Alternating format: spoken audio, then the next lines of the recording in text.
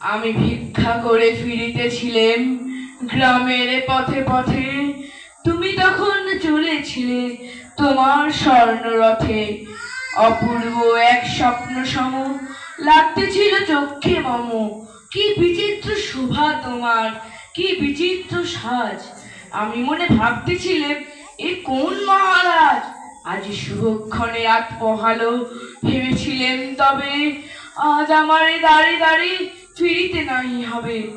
বাহির হতে নাহি হতে কাহার দেখা পেলেম পথে, চলিতে রথ ধন ধান্য ছড়াবে দুই ধারে।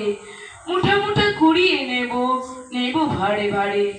দেখি সহসা রথ থেমে গেল আমার কাছে এসে, দেখে মুখের প্রসন্নতা চুরিয়ে গেল সকল ব্যথা।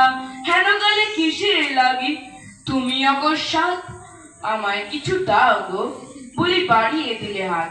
মনে কি কথা নাথেরাজ, আমায় দাও গো কিছু। শুনি ক্ষণ কালের তরে রইনু মাথা নিচু, তোমার কি বা ভাব আছে ভিখারি ভিক্ষুকের কাছে। এ কেবল কৌতুকের বসে আমায় প্রবঞ্চনা, ছুলিওতে দিলেন তুলে একটি ছোট কণা। যবে পাত্রখানি ঘরে আনি উদার করি, এ কি ভিক্ষা মাঝি একটি ছোট সোনার কণা দেখি। দিলেম দারাজ ভিখারি রে, স্বর্ণ হয়ে এলো ফিরে। তখন কাঁদি চোখের জলে দুটি নয়ন ভরে।